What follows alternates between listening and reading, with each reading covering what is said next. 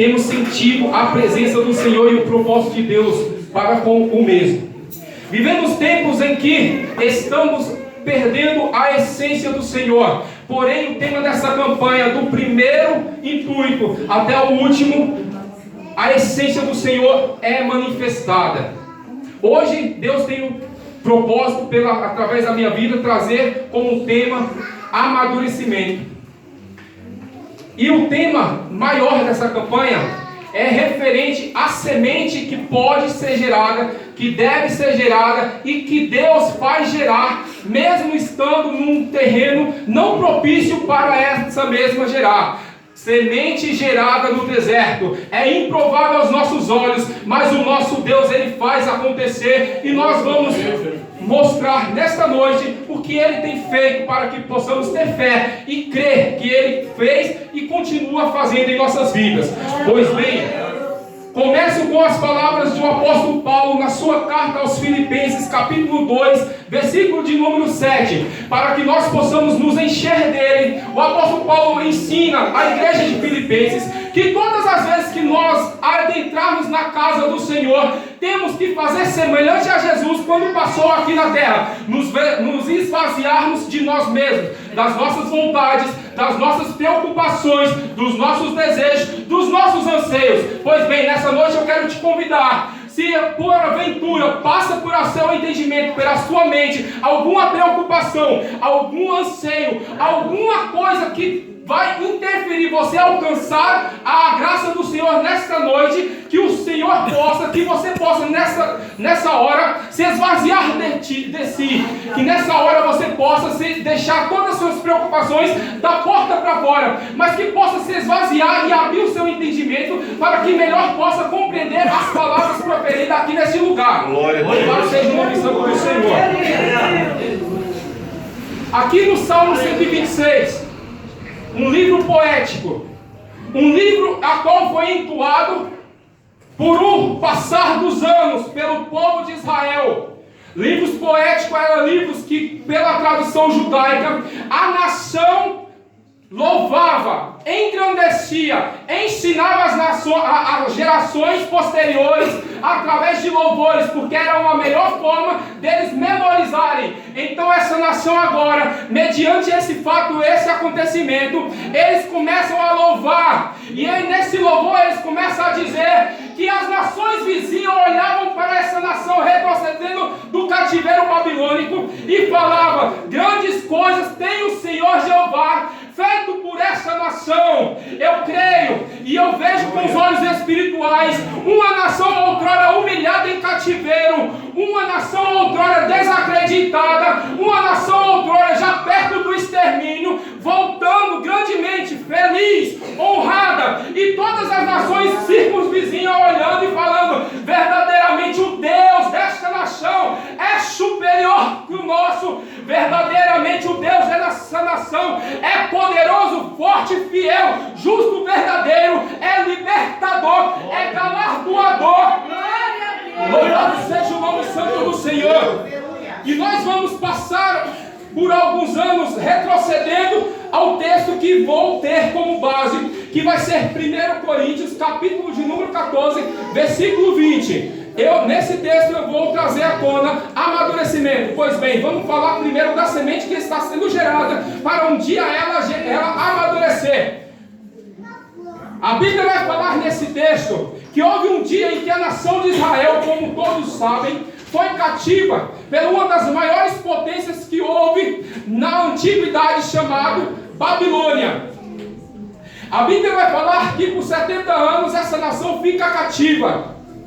A Bíblia vai falar que antes dela ser cativa, é bem verdade que o Senhor usou diversos profetas para alertar, para orientar, para ensinar, para advertir, para que não pudesse ocorrer tais acontecimentos diante dessa nação.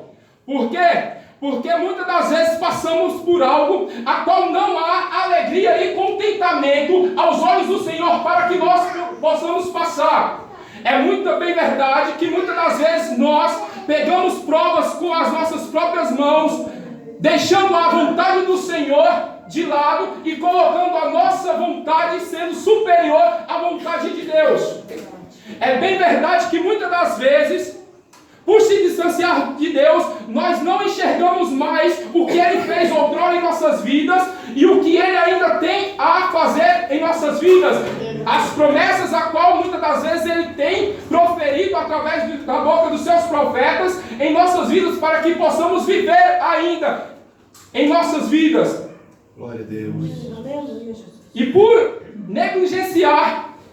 Israel negligenciar os profetas, negligenciar as ordens de Deus, negligenciar a palavra de Deus, negligenciar uma coisa que Deus tinha usado eles para ser espelho diante das outras nações, uma coisa chamada santidade, sem a qual é impossível alcançar ao Senhor. A Bíblia vai falar que existe 3 formas de nós alcançarmos essa santidade, que é a ponte que vai fazer nós termos um relacionamento com o Pai. A primeira foi Jesus já nos deu, a justificação pelo sangue.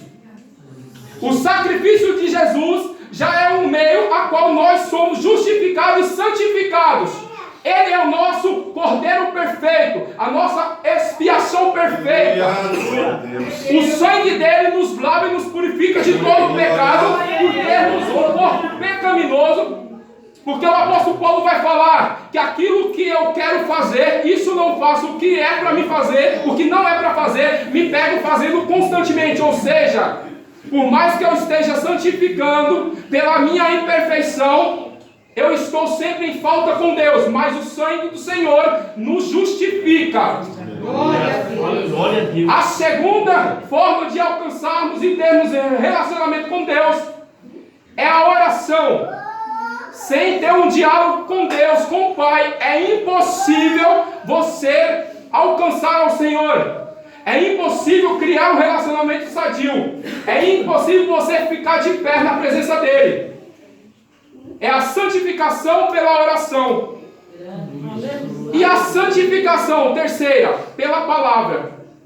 Como foi lido aqui, a palavra de Deus é luz para os nossos caminhos, é lâmpada para os nossos pés. E o que significa isso?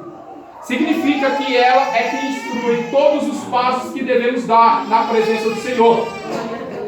Significa que antes de nós tomarmos qualquer atitude, nós temos que consultar, verificar se está debaixo das obediências do Senhor, da palavra do Senhor. Significa que por mais que exista profeta nessa terra, jamais a criatura será maior que o Criador. Deus deixou a Bíblia foi para que nós observássemos as suas leis, observássemos o passado, o presente e crêssemos que o nosso futuro, observando todas essas coisas, será bem-aventurado. Ele deixou as Escrituras e as vossas leis para que nós não tivéssemos, por incumbência, por malícia nossa, de nos apresentar a Ele e falar que as decisões que tomamos erradas em nossas vidas foi mediante a um líder espiritual, como outrora Israel tinha, que ficava muitas vezes em falta, e por esse motivo o povo inteiro entrava em falta. Não, agora o relacionamento pós-Jesus é ímpar, é singular, a salvação é individual.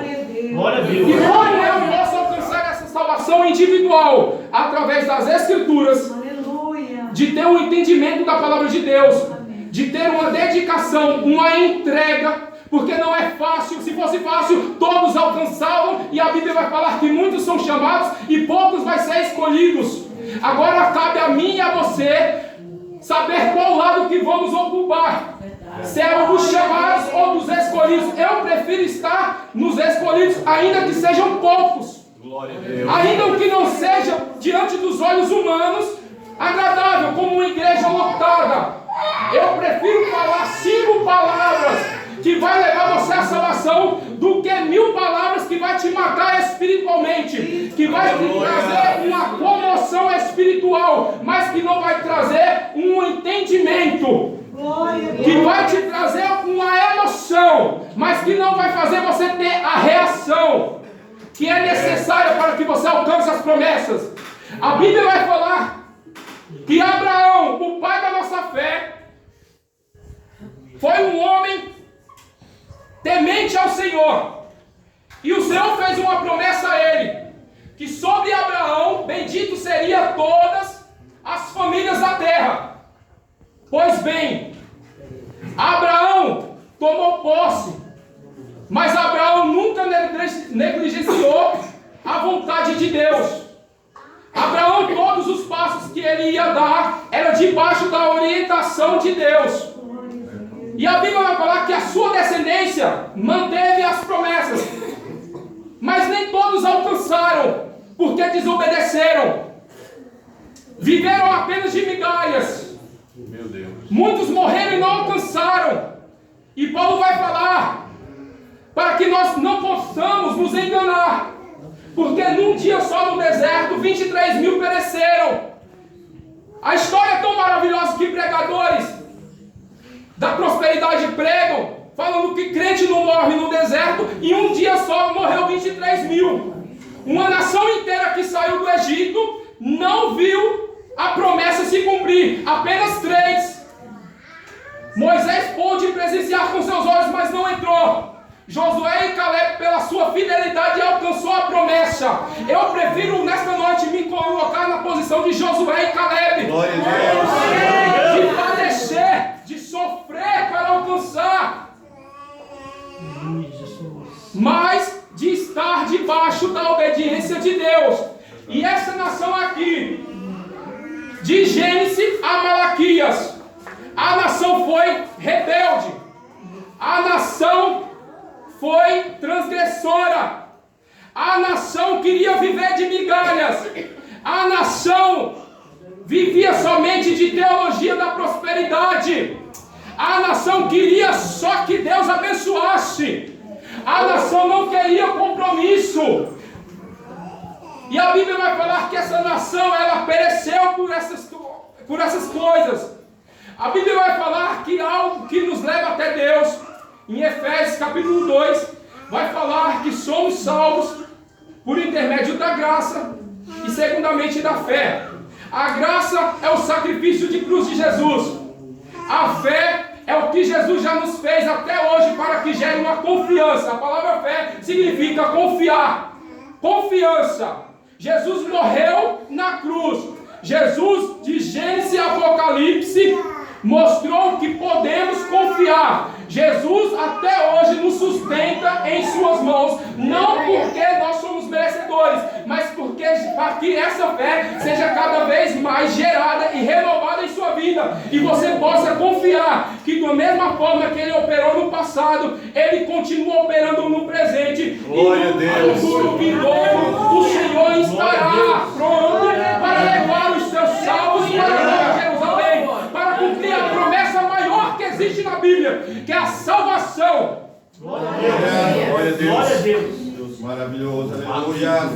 Mas vivemos dias em que estamos trocando a maior promessa que as Escrituras podem nos dar, que é a salvação, por bens, por busca de bens materiais individuais e egoístas. Meu Deus. Estamos vivendo dias em que igrejas estão sendo geradas, e como fala no Novo Testamento, verdadeiras sinagogas de Satanás, a qual estão levando muitos à perdição, à morte espiritual. Estamos vivendo um dia, igreja, em que se cumprirá que muitos irão buscar e não vai mais achar o Senhor, porque estamos banalizando tanto essas Escrituras, ridicularizando tanto, que vai chegar uma hora que vai ser impossível acreditar mais nisso. Que somente os verdadeiros, aqueles que têm a semente plantada no coração, vai permanecer de pé, porque o intuito de Satanás é que fazer essas palavras não ter mais credibilidade, assim como já está sendo feito através de stand-ups. A palavra de Deus virou stand-up agora, é brincadeirinha. A palavra de Deus agora é prosperidade, a palavra de Deus é tudo. Até adivinhação esses dias eu estava ouvindo na rádio e agora tem missionário que adivinha, que lê a mão. E isso é pouco diante das coisas que ainda hão de vir. Tudo para que se cumpra as Escrituras. Por se aumentar a iniquidade, o amor de muitos vai se esfriar. É necessário que os apóstatas apareçam, para que os verdadeiros adoradores permaneçam sendo luz,